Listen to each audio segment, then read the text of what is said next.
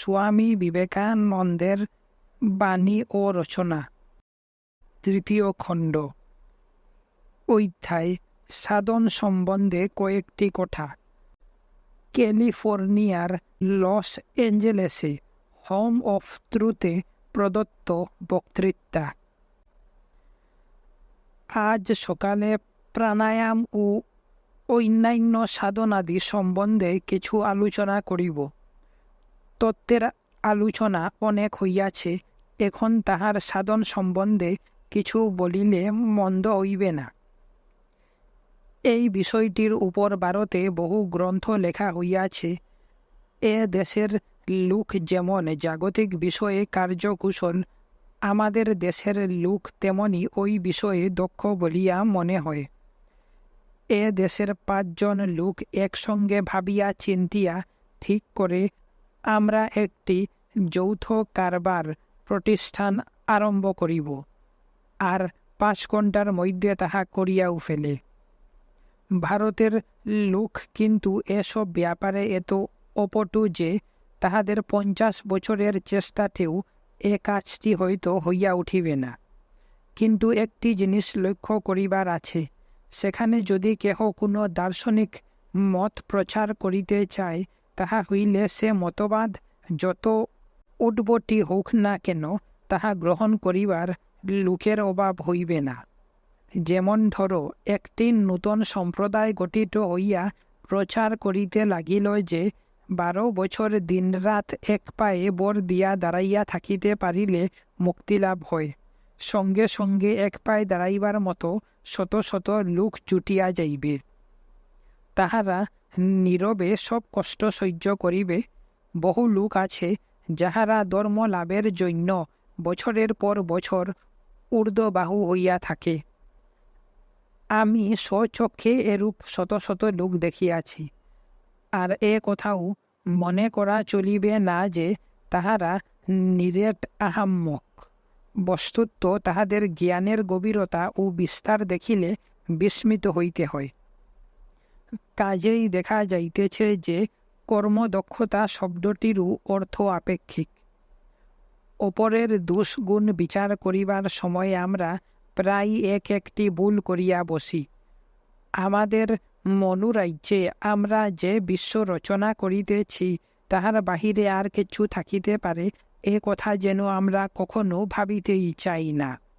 আমরা ভাবি আমাদের নিজের নীতিবোধ, ঔচিত্যবোধ, কর্তব্যবোধ ও প্রয়োজনবোধ ভিন্ন। ওইসব ক্ষেত্রে আর সমস্ত ধারণাই মূল্যহীন। সেদিন ইউরোপ যাত্রার পথে মার্সাই শহর হইয়া যাইতেছিলাম, তখন সেখানে ষাঁড়ের লড়াই চলিতেছিল। উহা দেখিয়া জাহাজের ইংরেজ যাত্রীরা সকলেই ভীষণ উত্তেজিত হইয়া উঠিল এবং সমগ্র ব্যাপারটাকে অতি নৃশংস বলিয়া সমালোচনা ও নিন্দা করিতে লাগিল। ইংল্যান্ডে পৌঁছিয়া শুনিলাম, বাজি রাখিয়া লড়াই করিবার জন্য প্যারিসে একদল লোক গিয়াছিল, কিন্তু ফরাসিরা তাহাদের সদ্য ফিরাইয়া দিয়াছে। ফরাসিদের মতে এ কাজটি পাশবিক। বিভিন্ন দেশে এই জাতীয় মতামত শুনিতে শুনিতে আমি যীশুখ্রিস্টের সেই অতুলনীয় বাণীর মর্ম হৃদয়ঙ্গম করিতে শুরু করিয়াছি। অপরের বিচার করিও না, তাহা হইলেই নিজেও অপরের বিচার হইতে নিষ্কৃতি পাইবে। যতই শিখি ততই আমাদের অজ্ঞতা ধরা পড়ে, ততই আমরা বুঝি যে মানুষের এই মন নামক বস্তুটি কত বিচিত্র, কত বহুর্মুখী। যখন ছেলে মানুষ ছিলাম, স্বদেশবাসীদের তপস্বী সুলভ কৃচ্ছ সাধনের সমালোচনা করা আমার অভ্যাস ছিল।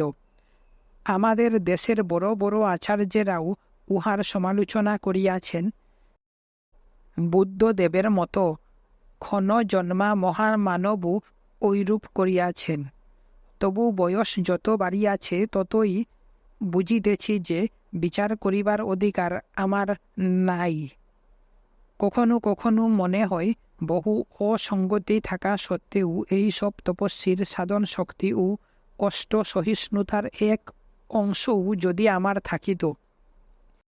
প্রায় মনে হয় এ বিষয়ে আমি যে অভিমত দিই ও সমালোচনা করি তাহার কারণ এই নয় যে আমি দেহ নির্যাতন পছন্দ করি না, নিছক বিরুতাই ইহার কারণ।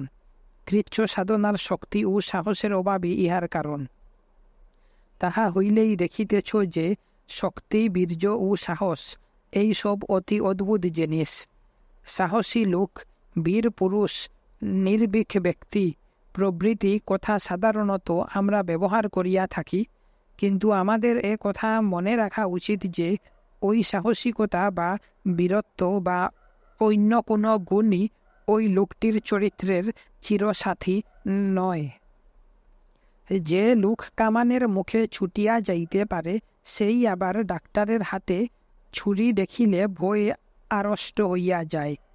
আবার অপর কেহ হয়তো কোনো কালেই কামানের সম্মুখে দাঁড়াইতে সাহস পায় না, কিন্তু প্রয়োজন হইলে স্থিরভাবে অস্ত্রোপচার সহ্য করিতে পারে। কাজেই অপরের বিচার করিবার সময় সাহসিকতা, মহত্ব ইত্যাদি যেসব শব্দ ব্যবহার করা হয় তাহার অর্থ খুলিয়া বলা প্রয়োজন। ভালো নয় বলিয়া যে লোকটির সমালোচনা আমি করিতেছি সেই লোকটি হয়তো আমি যেসব বিষয়ে ভালো নয় এমন কতকগুলি বিষয়ে আশ্চর্য রকমে ভালো হইতে পারে। আরও একটি উদাহরণ দেখো। প্রায় দেখা যায় পুরুষ ও স্ত্রীলোকের কর্মদক্ষতা লইয়া আলোচনাকালে আমরা সর্বদা ঠিক এই ভুলটি করিয়া বসি। যেমন পুরুষরা লড়াই করিতে এবং প্রচণ্ড শারীরিক ক্লেশ সহ্য করিতে পারে বলিয়া লোকে মনে করে যে এই বিষয়ে লইয়া পুরুষের শ্রেষ্ঠত্ব দেখানো যায়, আর স্ত্রী লোকের শারীরিক দুর্বলতা ও যুদ্ধে অপারগতার সঙ্গে পুরুষের এই গুণের তুলনা করা চলে। ইহা অন্যায়। মেয়েরাও পুরুষদের মতো সমান সাহসী, নিজ নিজ ভাবে প্রত্যেকেই ভালো। নারী যে ধৈর্য, সহিষ্ণুতা ও স্নেহ লইয়া সন্তান পালন করে, কোন পুরুষ সেভাবে তাহা করিতে পারে? একজন কর্মশক্তিকে বাড়াইয়া তুলিয়াছে, অপরজন বাড়াইয়াছে সহন শক্তি। যদি বলো মেয়েরা তো শারীরিক শ্রম করিতে পারে না, তবে বলিব পুরুষরাও তো সহ্য করিতে পারে না। সমগ্র জগৎটি একটি নিখুঁত ভারসাম্যের ব্যাপার। এখন আমার জানা চাই, তবে একদিন হয়তো আমরা জানিতে পারিব যে নগণ্য কীটের ভিতরেও এমন কিছু আছে যাহা আমাদের মানবতার সঙ্গে প্রতিযোগিতা করিতে পারে। অতি দুষ্ট প্রকৃতির লোকের ভিতরেও এমন কিছু সদ্গুণ থাকিতে পারে যাহা আমার ভিতর মোটেই নাই। নিজ জীবনে আমি প্রতিদিন ইহা লক্ষ্য করিতেছি। অসভ্য জাতির একজন লোককে দেখো না, আমার দেহটি যদি তাহার মতো অমন সুঠাম হইত।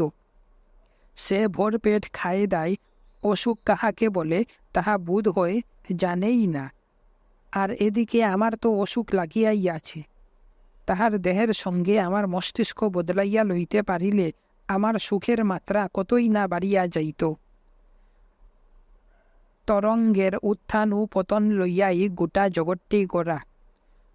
কোন স্থান নিচু না হইলে অপর একটি স্থান উঁচু হইয়া তরঙ্গাকার ধারণ করিতে পারে না। সর্বত্রই এই ভারসাম্য বিদ্যমান। কোন বিষয়ে তুমি মহৎ, তোমার প্রতিবেশীর মহত্ব অন্য বিষয়ে। স্ত্রী পুরুষের বিচার করিবার সময় তাহাদের নিজ নিজ মহত্বের মান ধরিয়া বিচার করিও। একজনের জুতা আরও একজনের পায়ে ঢুকাইতে গেলে চলিবে কেন? একজনকে খারাপ বলিবার কোনো অধিকারই আপনার নাই। এই জাতীয় সমালোচনা দেখিলে সেই প্রাচীন কুসংস্কারেরই কথা মনে পড়ে। এরূপ করিলে জগৎ উৎসন্নে যাইবে, কিন্তু সেরূপ করা সত্ত্বেও জগৎ এখনও ধ্বংস হইয়া যায় নাই। এ দেশে বলা হইত যে নিগ্রুদের স্বাধীনতা দিলে দেশের সর্বনাশ হইবে, কিন্তু সর্বনাশ হইয়াছে কি? আরও বলা হইত যে গণশিক্ষার প্রসার হইলে জগতের সর্বনাশ হইবে, কিন্তু তাহাতে আসলে জগতের উন্নতি হইয়াছে। কয়েক বছর আগে এমন একখানি গ্রন্থ প্রকাশিত হইয়াছিল যাহাতে ইংল্যান্ডের সবচেয়ে খারাপ অবস্থার সম্ভাবনার বর্ণনা ছিল। লেখক দেখাইয়াছিলেন যে শ্রমিকদের মজুরি বাড়ার সঙ্গে সঙ্গে ব্যবসায়ের অবনতি ঘটিতেছে। একটা রব উঠিয়াছিল যে ইংল্যান্ডের শ্রমিকদের দাবি অত্যধিক, এদিকে জার্মানরা কত কম বেতনে কাজ করে। এ বিষয়ে তদন্তের জন্য জার্মানিতে একটি কমিশন পাঠানো হইল। কমিশন ফিরিয়া আসিয়া খবর দিল যে জার্মান শ্রমিকরা উচ্চতর হারে মজুরি পায়। এইরূপ হইল কি করিয়া? জনশিক্ষাই ইহার কারণ। কাজেই জনশিক্ষার ফলে জগৎ উৎসন্নে যাইবে, এ কথাটির গতি কি হইবে? বিশেষ করিয়া ভারতবর্ষে প্রাচীনপন্থীদেরই সর্বত্র আধিপত্য। তাহারা জনগণের কাছে সব কিছুই লুকাইয়া রাখিতে চায়। আমরাই জগতের মাথার মণি, এই আত্মপ্রসাদকর সিদ্ধান্ত করিয়া বসিয়া আছে তাহারা। তাহাদের বিশ্বাস এই সব ভয়ঙ্কর পরীক্ষামূলক প্রচেষ্টাগুলিতে তাহাদের কোনো ক্ষতি হইতে পারে না, তাহাতে শুধু জনগণই ক্ষতিগ্রস্ত হইবে। এখন কর্মকুশলতার কথাতেই ফিরিয়া আসা যাক। ভারতে বহু প্রাচীনকাল হইতেই মনস্তত্ত্বের ব্যবহারিক প্রয়োগের কাজ আরম্ভ হইয়াছে। খ্রাইস্ট জন্মের প্রায় 1400 বছর পূর্বে ভারতে একজন বড় দার্শনিক জন্মিয়াছিলেন। তাহার নাম পতঞ্জলি।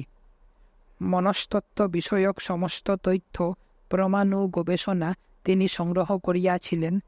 অতীতের ভাণ্ডারে সঞ্চিত সমস্ত অভিজ্ঞতার সুযোগটুকুও লইয়াছিলেন। মনে থাকে যেন জগৎ অতি প্রাচীন, মাত্র 2 বা 3 হাজার বছর পূর্বে ইহার জন্ম হয় নাই। এখানে পাশ্চাত্য দেশে শেখানো হয় যে নিউ টেস্টামেন্টের সঙ্গে 1800 বছর আগে সমাজের জন্ম হইয়াছিল। তাহার পূর্বে সমাজ বলিয়া কিছু ছিল না। পাশ্চাত্য জগতের বেলা এ কথা সত্য হইতে পারে, কিন্তু সমগ্র জগতের বেলা নয়। লন্ডনে যখন বক্তৃতা দিতাম, তখন আমার একজন সুপণ্ডিত মেধাবী বন্ধু প্রায়ই আমার সঙ্গে তর্ক করিতেন। তাহার ত্রিনীরে যত স্বর ছিল, তাহার সবগুলি একদিন আমার উপর নিক্ষেপ করিবার পর হঠাৎ তার স্বরে বলিয়া উঠিলেন, তাহা হইলে আপনাদের ঋষিরা ইংল্যান্ডে আমাদের শিক্ষা দিতে আসেন নাই কেন? উত্তরে আমি বলিয়াছিলাম, কারণ তখন ইংল্যান্ড বলিয়া কিছু ছিলই নাই, যে সেখানে আসিবেন। তাহারা কি অরণ্যে গাছপালার কাছে প্রচার করিবেন? ইঙ্গারসোল আমাকে বলিয়াছিলেন, 50 বছর আগে এ দেশে প্রচার করিতে আসিলে আপনাকে এখানে ফাঁসি দেওয়া হইত, আপনাকে জীবন্ত দগ্ধ করা হইত, অথবা ঢিল ছুড়িয়া গ্রাম হইতে তাড়াইয়া দেওয়া হইত। কাজেই খ্রাইস্ট জন্মের 1400 বছর পূর্বেও সভ্যতার অস্তিত্ব ছিল, ইহা মনে করা মোটেই অযৌক্তিক নয়। সভ্যতা সব সময়ই নিম্নতর অবস্থা হইতে উচ্চতর অবস্থায় আসিয়াছে কি না, এ কথার মীমাংসা এখনো হয় নাই। এই ধারণাটিকে প্রমাণ করিবার জন্য যে সব যুক্তি প্রমাণ দেখানো হইয়াছে, ঠিক সেই সব যুক্তি প্রমাণ দিয়া ইহাও দেখানো যায় যে সভ্য মানুষই ক্রমে অসভ্য বর্বরে পরিণত হইয়াছে।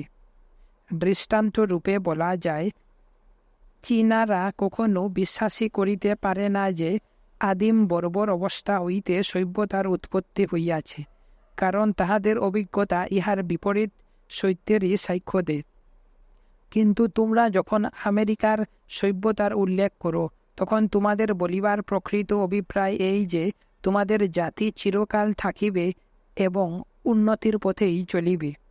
যে হিন্দুরা 60 বৎসর ধরিয়া অবনতির পথে চলিতেছে, তাহারা প্রাচীনকালে সভ্যতায় অতি উন্নত ছিল, এ কথা বিশ্বাস করা খুবই সহজ।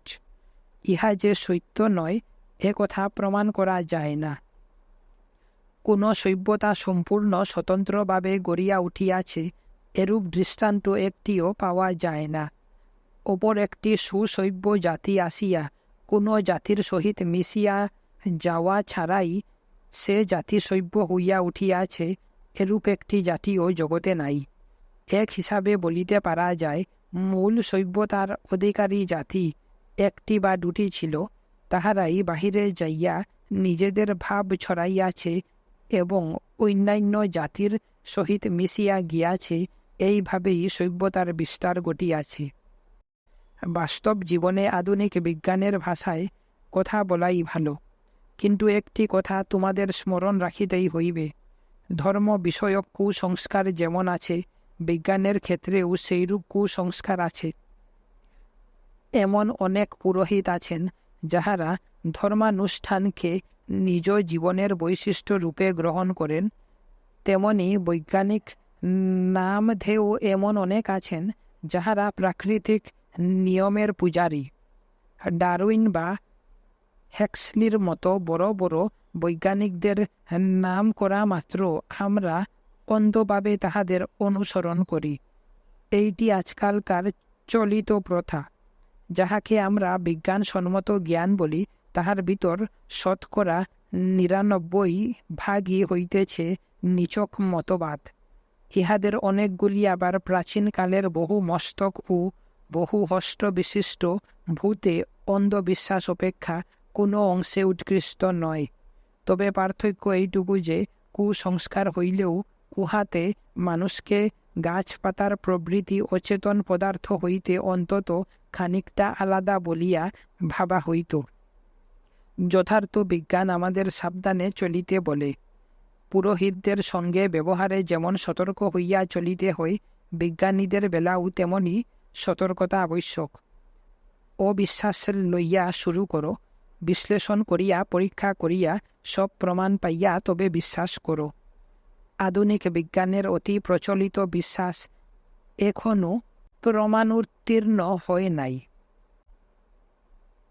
অঙ্কশাস্ত্রের মতো বিজ্ঞানের ভিতরেও অনেকগুলি মতবাদী শুধু কাজ চালাইয়া যাইবার উপযুক্ত সাময়িক সিদ্ধান্ত হিসাবে গৃহীত হইয়াছে। উচ্চতর জ্ঞানের উন্মেষের সঙ্গে সঙ্গে সেগুলি বাতিল হইয়া যাইবে।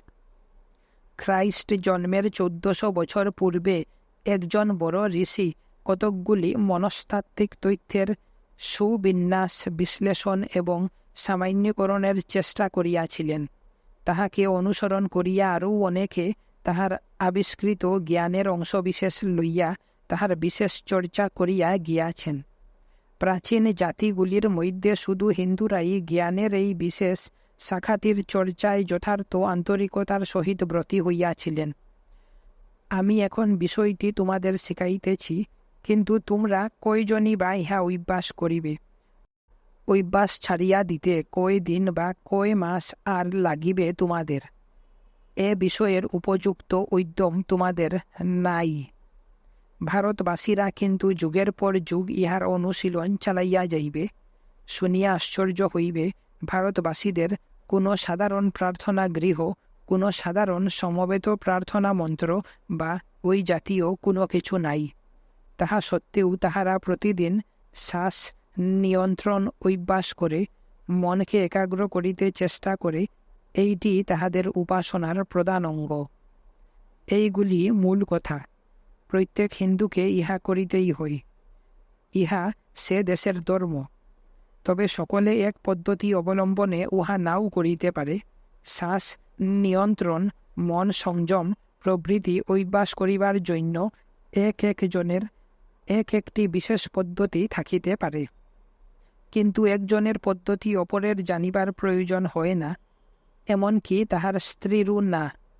পিতাও হয়তো জানেন না পুত্র কি পদ্ধতি অবলম্বনে চলিতেছে, কিন্তু সকলকেই এসব অভ্যাস করিতে হয়। আর এসবের মধ্যে কোনো গোপন রহস্য নাই। গোপন রহস্যের কোনো ভাবই ইহার মধ্যে নাই। হাজার হাজার লোক নিত্য গঙ্গা তীরে বসিয়া চোখ বুজিয়া প্রাণায়াম ও মনের একাগ্রতা সাধনের অভ্যাস করিতেছে। এ দৃশ্য নিত্যই চোখে পড়ে। মানব সাধারণের পক্ষে কতকগুলি অভ্যাস সাধনার পথে ব্যবহারিক ক্ষেত্রে দুইটি অন্তরায় থাকিতে পারে। প্রথমত, ধর্মাচার্যেরা মনে করেন যে সাধারণ লোক এসব সাধনার যোগ্য নয়। এই ধারণায় হয়তো কিছু সত্য থাকিতে পারে, কিন্তু গর্বের ভাবই ইহার জন্য বেশি দায়ী। দ্বিতীয় অন্তরায় নির্যাতনের ভয়। যেমন এ দেশে হাস্যাস্পদ হইবার ভয়ে প্রকাশ্য স্থানে কেহ প্রাণায়াম অভ্যাস করিতে চাহিবে না, এখানে এসবের চলন নাই। আবার ভারতে যদি কেহ ভগবান আজ আমাকে দিনের অন্ন জোগাড় করিয়া দাও বলিয়া প্রার্থনা করে, তবে লোকে উপহাস করিবে। হিন্দুদের দৃষ্টিতে হে আমার স্বর্গবাসী পিতা ইত্যাদি বলার চেয়ে বড় আহাম্মকি থাকিতে পারে না। উপাসনাকালে হিন্দু ইহাই ভাবিয়া থাকে যে ভগবান তাহার অন্তরেই রহিয়াছেন। যোগীরা বলেন, আমাদের দেহে 3টি প্রধান স্নায়ু প্রবাহ আছে। একটিকে তাহারা ইড়া বলেন, অপরটিকে পিঙ্গলা, আর এই দুইটির মধ্যবর্তীটিকে বলেন সুষুম্না। এগুলি সবই মেরু নালীর মধ্যে অবস্থিত। বাম দিকের ইড়া এবং দক্ষিণের পিঙ্গলা এই দুইটির প্রত্যেকটি স্নায়ুগুচ্ছ, আর মধ্যবর্তী সুষুম্নাটি একটি শূন্য নালী স্নায়ুগুচ্ছ নয়। এই সুষুম্না পথ রুদ্ধা অবস্থায় থাকে। সাধারণ মানুষ শুধু ইড়া ও পিঙ্গলার সাহায্যেই কাজ চালায় বলিয়া ওই পথটি তাহাদের কোনো প্রয়োজনেই লাগে না। বিভিন্ন অঙ্গ প্রত্যঙ্গ সঞ্চারী অন্যান্য স্নায়ুগুলির মারফত শরীরের সর্বত্র মস্তিষ্কের আদেশ পৌঁছাইয়া দিবার জন্য ইড়া ও পিঙ্গলা নাড়ির ভিতর দিয়া স্নায়ু প্রবাহ সব সময়ে চলাফেরা করে। ইড়া ও পিঙ্গলাকে নিয়ন্ত্রিত ও ছন্দোবদ্ধ করাই প্রাণায়ামের মহান উদ্দেশ্য। কিন্তু শুধু শ্বাসক্রিয়াটুকুর ভিতর কিছুই নাই, ফুসফুসের ভিতর কিছুটা বাতাস ঢুকাইয়া লওয়া ছাড়া উহার কি? রক্ত শোধন ছাড়া উহার আর কোনো প্রয়োজনই নাই। বাহির হইতে আমরা যে বায়ুকে নিঃশ্বাসের সহিত টানিয়া লই এবং উহাকে রক্ত শোধনের কার্যে নিয়োগ করি, সে বায়ুর মধ্যে কোনো গোপন রহস্য নাই। এ ক্রিয়াটা তো একটা স্পন্দন ছাড়া আর কিছুই নয়।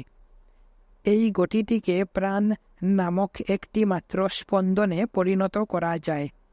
আর সব জায়গায় সব গতি এই প্রাণেরই বিভিন্ন বিকাশ মাত্র। এই প্রাণই বিদ্যুৎ, এই প্রাণই চৌম্বক শক্তি। মস্তিষ্ক এই প্রাণকেই চিন্তারূপে বিকীর্ণ করে। সবই প্রাণ, প্রাণী চন্দ্র, সূর্য ও নক্ষত্রগণকে চালিত করিতেছে। আমরা বলি, বিশ্বের যাহা কিছু আছে তাহা সবই এই প্রাণের স্পন্দনের ফলে বিকাশ লাভ করিয়াছে।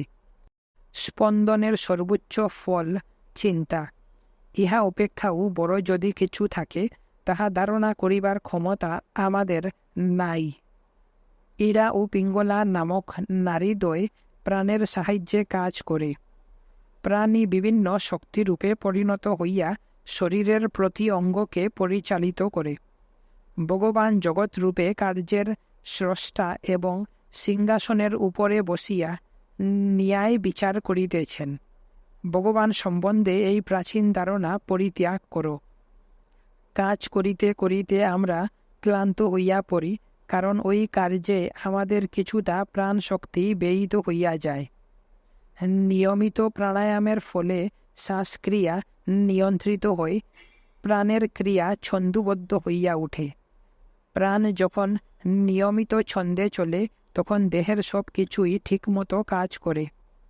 যোগীদের যখন নিজ শরীরের উপর আধিপত্য আসে, তখন শরীরের কোনো অংশ অসুস্থ হইলে তাহারা টের পান যে প্রাণ সেখানে ঠিকমতো ছন্দে চলিতেছে না, এবং যতক্ষণ না সহজ ছন্দ ফিরিয়া আসে ততক্ষণ তাহারা প্রাণকে সেদিকে সঞ্চালিত করেন। তোমার নিজের প্রাণকে যেমন তুমি নিয়ন্ত্রিত করিতে পারো, তেমনি যথেষ্ট শক্তিমান হইলে এখানে বসিয়াই ভারতে অবস্থিত অপর একজনের প্রাণকেও তুমি নিয়ন্ত্রিত করিতে পারিবে। সব প্রাণী এক, মাঝখানে কোনো ছেদ নাই, একত্বই সর্বত্র বিদ্যমান। দৈহিক দিক দিয়া, আত্মিক মানসিক ও নৈতিক দিক দিয়া, আধ্যাত্মিক দিক দিয়া সবই এক। জীবন একটি স্পন্দন মাত্র, যাহা এই বিশ্বব্যাপী জড় আকাশ সমুদ্রকে স্পন্দিত করিতেছে, তাহাই তোমার ভিতরও স্পন্দন জাগাইতেছে। কোন হ্রদে যেমন কাঠিন্যের মাত্রার তারতম্য বিশিষ্ট অনেকগুলি বরফের স্তর গড়িয়া উঠে, অথবা কোনো বাষ্পের সাগরে বাষ্পস্তরের বিভিন্ন ঘনত্ব থাকে, এই বিশ্বটিও যেন সেই ধরনের জড় পদার্থের একটি সমুদ্র। ইহা একটি আকাশের সমুদ্র।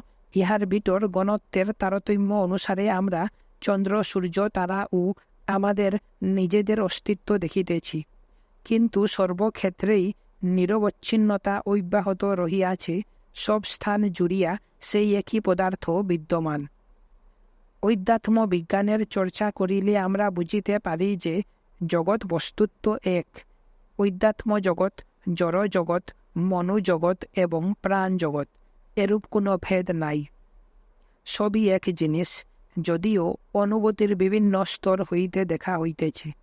যখন তুমি নিজেকে দেহ বলিয়া ভাবো, তখন তুমি যে মন, সে কথা ভুলিয়া যাও। আবার নিজেকে যখন মন বলিয়া ভাবো, তখন শরীরের কথা ভুলিয়া যাও।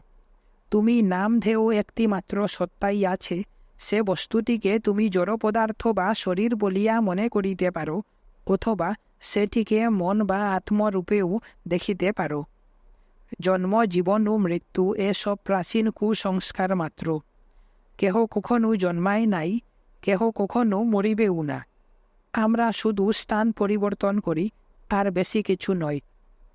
পাশ্চাত্যের লোকেরা যে মরণকে এত বড় করিয়া ভাবে, তাহাতে আমি দুঃখিত। সব সময় তাহারা একটু আয়ু লাভের জন্য লালায়িত। মৃত্যুর পরেও যেন আমরা বাঁচিয়া থাকি। আমাদিগকে বাঁচিয়া থাকিতে দাও। যদি কেহ তাহাদের শোনায় যে মৃত্যুর পরেও তাহারা বাঁচিয়া থাকিবে, তাহা হইলে তাহারা কি খুশি না হয়। এ বিষয়ে আমাদের সন্দেহ আসে কি করিয়া। কি করিয়া আমরা কল্পনা করিতে পারি যে আমরা মরিয়া গিয়াছি। নিজেকে মৃত বলিয়া ভাবিতে চেষ্টা করো দেখি, দেখিবে তোমার নিজের মৃতদেহ দেখিবার জন্য তুমি বাঁচিয়াইয়াছ। বাঁচিয়া থাকা এমন একটি অদ্ভুত সত্য যে মুহূর্তের জন্যও তুমি তাহা বলিতে পারো না। তোমার নিজের অস্তিত্ব সম্বন্ধে যেমন সন্দেহ হইতে পারে না, বাঁচিয়া থাকা সম্বন্ধেও ঠিক তাহাই। চেতনার প্রথম প্রমাণই হইল আমি আছি। যে অবস্থা কোনো কালে ছিল না, তাহার কল্পনা করা চলে কি? সব সত্যের মধ্যে ইহা সবচেয়ে বেশি স্বতঃসিদ্ধ। কাজেই অমরত্বের ভাব মানুষের মজ্জাগত। যাহা কল্পনা করা যায় না, তাহা লইয়া কোনো আলোচনা চলে কি? যাহা স্বতঃসিদ্ধ, তাহার সত্যাসত্য লইয়া আমরা আলোচনা করিতে চাহিব কেন? কাজেই যে দিক হইতেই দেখা যাক না কেন, গোটা বিশ্বটি একটি অখণ্ড সত্তা। এই মুহূর্তে বিশ্বটিকে প্রাণ ও আকাশের শক্তি ও জড় পদার্থের একটি অখণ্ড সত্তা বলিয়া আমরা ভাবিতেছি। মনে থাকে যেন অন্যান্য মূল তত্ত্বগুলির মতো এ তত্ত্বটিও স্ববিরোধী। কারণ শক্তি মানে কি? যাহা জড় পদার্থে গতির সঞ্চার করে, তাহাই শক্তি। আর জড় পদার্থ কি? যাহা শক্তির দ্বারা চালিত হয়, তাহাই জড় পদার্থ। এরূপ সংজ্ঞা অন্যনাশ্রয় দোষে দুষ্ট। জ্ঞান বিজ্ঞান সম্বন্ধে আমাদের এত গর্ব সত্ত্বেও আমাদের যুক্তির কতকগুলি মূল উপাদান বড়ই অদ্ভুত ধরনের। আমাদের ভাষায় যাহাকে বলে মাথা নাই, তার মাথা ব্যথা, এই জাতীয় পরিস্থিতিকে মায়া বলে। ইহার অস্তিত্ব নাই, নাস্তিত্বও নাই। ইহাকে সৎ বলিতে পারো না, কারণ যাহা দেশকালের অতীত, যাহা স্বতঃসিদ্ধ, তাহাই শুধু সৎ। তবু অস্তিত্ব সম্বন্ধে আমাদের ধারণার সহিত এই জগতের অনেকটা মিল আছে বলিয়া ইহার ব্যবহারিক সত্তা স্বীকৃত হয়। কিন্তু যেটি আসল সৎ বস্তু, পারমার্থিক সত্তা, তাহা সব কিছুরই ভিতর বাহির জুড়িয়া রহিয়াছে। সেই সত্তাই যেন ধরা পড়িয়াছে দেশকালের নিমিত্তের জালে। এই অসীম অনাদি অনন্ত চির আনন্দময় চিরমুক্ত সৎ বস্তুটি আমাদের স্বরূপ, আসল মানুষ। এই আসল মানুষটি জড়াইয়া পড়িয়াছে দেশকাল নিমিত্তের জালে। জগতের সব কিছুরই এই একই অবস্থা। সব কিছুরই সত্যস্বরূপ হইতেছে এই সীমাহীন অস্তিত্ব। বস্তুশূন্য বিজ্ঞানবাদের কথা নয় এসব। এ কথার অর্থ ইহা নয় যে জগতের কোনো অস্তিত্বই নাই। সর্বপ্রকার সাংসারিক ব্যবহার সিদ্ধির জন্য ইহার একটি আপেক্ষিক সত্তা আছে, কিন্তু ইহার অন্য নিরপেক্ষ অস্তিত্ব নাই। দেশকাল নিমিত্তের অতীত পারমার্থিক সত্তাকে অবলম্বন করিয়াই জগৎ দাঁড়াইয়া আছে। বিষয়বস্তু ছাড়িয়া বহু দূরে চলিয়া আসিয়াছি, এখন মূল বক্তব্যে ফিরিয়া আসা যাক। আমাদের জ্ঞাত সারে বা অজ্ঞাত সারে দেহের মধ্যে যাহা কিছু ঘটিতেছে, তাহা সবই স্নায়ুর মাধ্যমে প্রাণের দ্বারা সংগঠিত হইতেছে। আমাদের অজ্ঞাত সারে যে সব কাজ চলে, সেগুলি নিজের আয়ত্তে আনিতে পারিলে কত ভালো হয় বলো দেখি। ঈশ্বর কাহাকে বলে, মানুষ কাহাকে বলে, পূর্বে তাহা তোমাদের বলিয়াছি। মানুষ যেন একটি অসীম বৃত্ত, যাহার পরিধির কোনো সীমা নাই, কিন্তু যাহার কেন্দ্র একটি বিশেষ স্থানে নিবদ্ধ। আর ঈশ্বর যেন একটি অসীম বৃত্ত, যাহার পরিধির কোনো সীমা নাই, কিন্তু যাহার কেন্দ্র সর্বত্র বিদ্যমান। ঈশ্বর সকলের হাত দিয়াই কাজ করেন, সব চোখ দিয়াই দেখেন, সব পা দিয়াই হাঁটেন, সকল শরীর অবলম্বনে শ্বাস গ্রহণ করেন, সকল জীবন অবলম্বনেই জীবন ধারণ করেন, প্রত্যেক মুখ দিয়া কথা বলেন এবং প্রত্যেক মস্তিষ্কের ভিতর দিয়াই চিন্তা করেন। মানুষ যদি তাহার আত্মচেতনার কেন্দ্র অনন্ত গুণে বাড়াইয়া দেয়, তাহা হইলে সে ঈশ্বরের মতো হইতে পারে, সমগ্র বিশ্বের উপর আধিপত্য অর্জন করিতে পারে। কাজেই আমাদের অনুধ্যানের প্রধান বিষয় হইল চেতনা। ধরো যেন অন্ধকারের মধ্যে একটি আদি অন্তহীন রেখা রহিয়াছে। রেখাটিকে আমরা দেখিতে পাইতেছি না, কিন্তু তাহার উপর দিয়া একটি জ্যোতির্বিন্দু সঞ্চরণ করিতেছে। রেখাটির উপর দিয়া চলিবার সময় জ্যোতির্বিন্দুটি রেখার বিভিন্ন অংশগুলিকে পর পর আলোকিত করিতেছে, আর যে অংশ পিছনে পড়িতেছে তাহা আবার অন্ধকারে মিশিয়া যাইতেছে। আমাদের চেতনাকে এই জ্যোতির্বিন্দুটির সহিত তুলনা করা যায়। বর্তমানের অনুভূতি আসিয়া অতীতের অনুভূতিগুলিকে সরাইয়া দিতেছে, অথবা অতীত অনুভূতিগুলি অবচেতন অবস্থা প্রাপ্ত হইতেছে। আমরা টেরই পাই না যে সেগুলি আমাদের মধ্যে রহিয়াছে। সেগুলি আছে এবং আমাদের অজ্ঞাত সারে আমাদের দেহ মনের উপর প্রভাব বিস্তার করিতেছে। চেতনার সাহায্য ছাড়া আমাদের অভ্যন্তরে যে সব কার্য এখন চলিতেছে, সেগুলি সবই একদিন আমাদের স্বজ্ঞানে সাধিত হইত। এখন স্বয়ংক্রিয় হইয়া চলার মতো যথেষ্ট প্রেরণা শক্তি তাহাদের মধ্যে সঞ্চারিত হইয়াছে। সব নীতিশাস্ত্রেরই এই একটা বড় রকমের ভুল ধরা পড়ে যে কি উপায়ে মানুষ খারাপ কাজ করা হইতে বিরত থাকিবে, সেই শিক্ষা ওই নীতিশাস্ত্রগুলিতে নাই। সব নীতি পদ্ধতি শিখায় চুরি করিও না, খুব ভালো কথা, কিন্তু মানুষ চুরি করে কেন? ইহার কারণ এই যে সর্বক্ষেত্রে চুরি, ডাকাতি প্রভৃতি খারাপ কাজগুলি সবই আপনা আপনি ঘটিয়া যায়।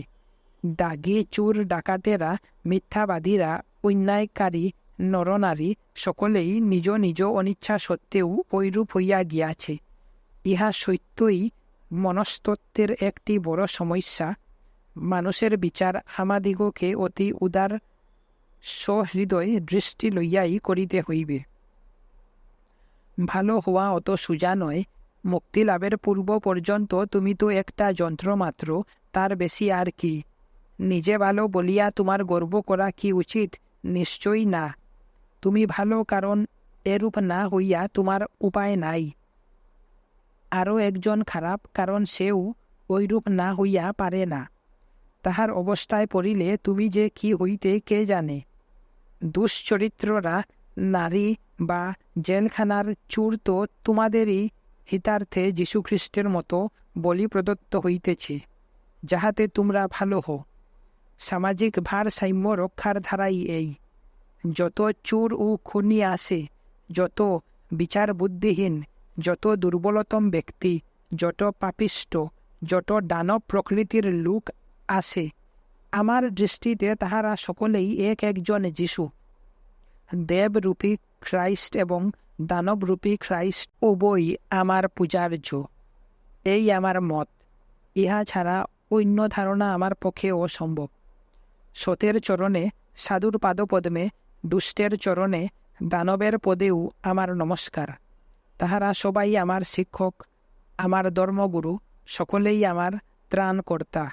কাহাকেও হয়তো আমি অভিশাপ দিই, কিন্তু তবু তাহার পতনের ফলে উপকৃত হই।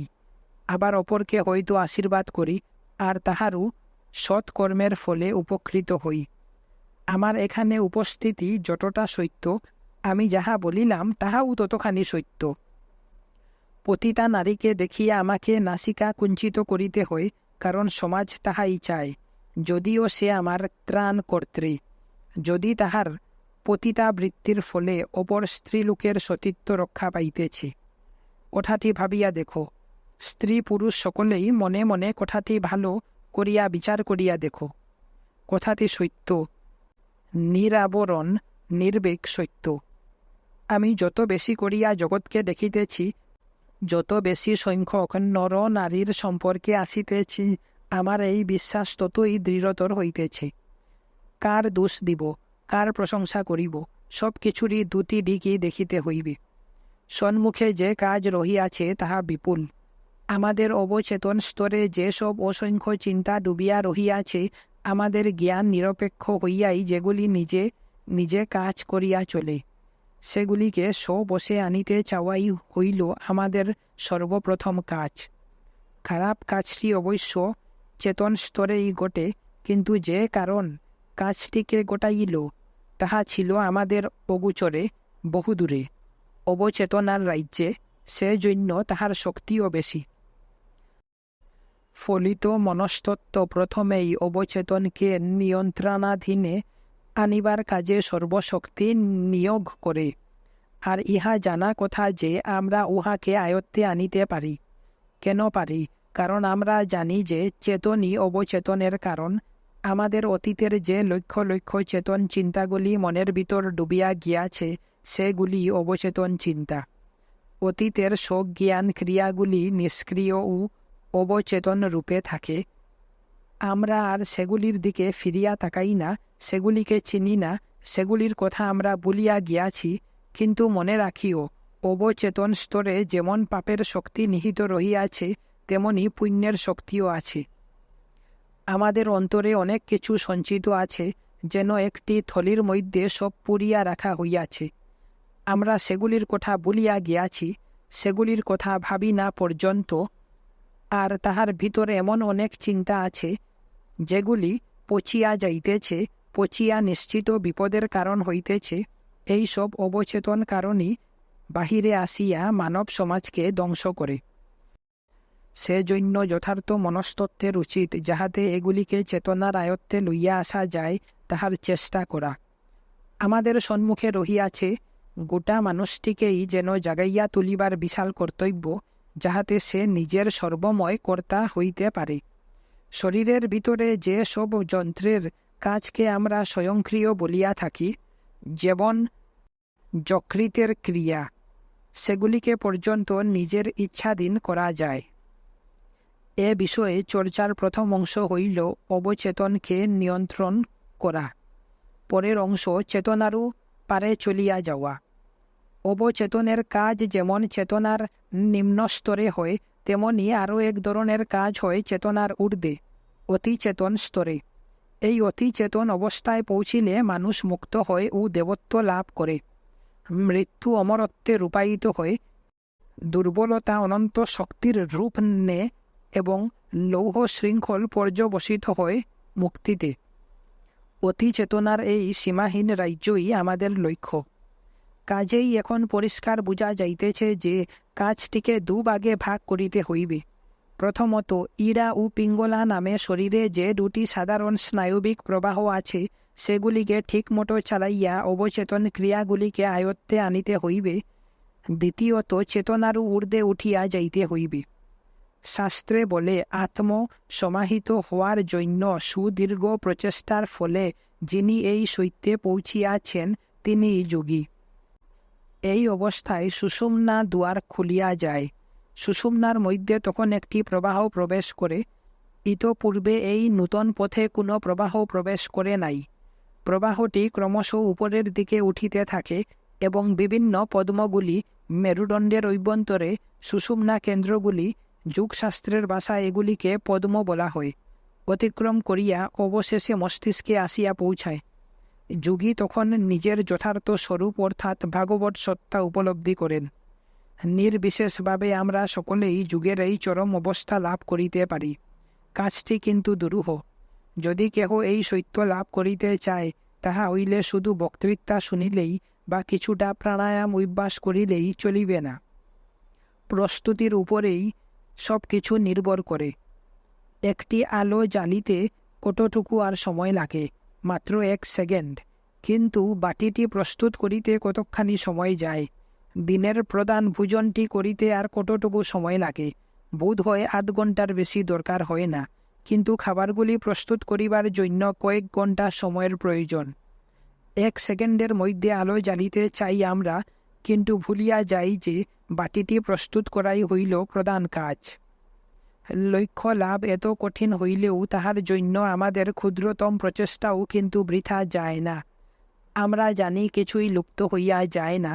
গীতায় অর্জুন শ্রীকৃষ্ণকে জিজ্ঞাসা করিয়াছিলেন, এ জন্মে যাহারা যোগ সাধনায় সিদ্ধিলাভ করিতে পারে না, তাহারা কি ছিন্ন মেঘের মতো বিনষ্ট হইয়া যায়? শ্রীকৃষ্ণ উত্তর দিয়াছিলেন, সখা, এ জগতে কিছুই লুপ্ত হয় না। মানুষ যাহা কিছু করে তাহা তাহারই থাকিয়া যায়। এ জন্মে যুগের ফল লাভ করিতে না পারিলেও পরজন্মে আবার সে সেইভাবেই চলিতে শুরু করে। এ কথা না মানিলে বুদ্ধ শঙ্কর প্রভৃতির অদ্ভুত বাল্যাবস্থার ব্যাখ্যা করিবে কি রূপে? প্রাণায়াম, আসন এগুলি যুগের সহায়ক সন্দেহ নাই, কিন্তু এ সবই দৈহিক। বড় প্রস্তুতি হইতেছে মনের ক্ষেত্রে। তাহার জন্য প্রথমেই প্রয়োজন শান্ত সমাহিত জীবন। যোগী হইবার ইচ্ছা থাকিলে স্বাধীন হইতেই হইবে, এবং এমন এক পরিবেশে নিজেকে রাখিতে হইবে যেখানে তুমি একাকী ও সর্ববিধ উদ্বেগমুক্ত। যে আরামপ্রদ সুখের জীবন চায়, আবার সেই সঙ্গে আত্মজ্ঞানও লাভ করিতে চায়, তাহার অবস্থা সেই মূর্খেরই মতো যে কাষ্ঠখণ্ড ভ্রমে একটি কুমিরকে আঁকড়াইয়া নদী পার হইতে চায়। আগে ঈশ্বরের রাজ্যের খোঁজ করো, তাহা হইলে সব কিছুই তোমার নিকট আসিয়া পড়িবে। ইহাই সর্বোত্তম কর্তব্য, ইহাই বৈরাগ্য। একটি আদেশের জন্য জীবন উৎসর্গ করো, আর কোনো কিছু যেন মনে স্থান না পায়। যাহার কোনো কালে বিনাশ নাই, তাহাকে অর্থাৎ আমাদের আধ্যাত্মিক পরিপূর্ণতাকে পাইবার জন্য যেন আমরা আমাদের সর্বপ্রকার শক্তি নিয়োগ করি। অনুভূতি লাভের আন্তরিক আকাঙ্ক্ষা থাকিলে আমাদিগকে লড়িতেই হইবে। সেই চেষ্টার ভিতর দিয়াই আমরা উন্নত হইব। অনেক কিছু ভুল ভ্রান্তি হইবে, কিন্তু তাহারাই হয়তো ভুলের ছদ্মবেশে আমাদের কল্যাণ সাধনের দেবদূত। ধ্যানই অধ্যাত্ম জীবনের সর্বাপেক্ষা অধিক সহায়ক। ধ্যানকালে আমরা সর্ববিধ জাগতিক বন্ধন হইতে মুক্ত হই এবং নিজ ভাগবত স্বরূপ উপলব্ধি করি। ধ্যানের সময় আমরা কোনো বাহ্য সহায়তার উপর নির্ভর করি না। আত্মার স্পর্শে মলিনতম স্থানগুলিও উজ্জ্বলতম বর্ণের আভায় উদ্ভাসিত হইতে পারে। জঘন্যতম বস্তুও সুরভিমণ্ডিত হইতে পারে। পিশাচু দেবতায় পরিণত হইতে পারে। তখন সব শত্রুভাব, সব স্বার্থ শূন্যে লীন হয়। দেহবোধ যত কম আসে ততই ভালো, কারণ দেহই আমাদের নিচে টানিয়া আনে।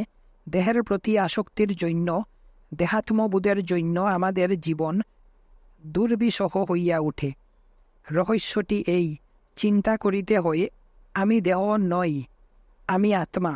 ভাবিতে হয় সমগ্র বিশ্ব এবং তৎসংশ্লিষ্ট যাহা কিছু সবই, তাহার ভালো মন্দ সব কিছুই হইতেছে পর পর সাজানো কতকগুলি ছবির মতো, পটে অঙ্কিত দৃশ্যাবলীর মতো। আমি তাহার সাক্ষী স্বরূপ দ্রষ্টা।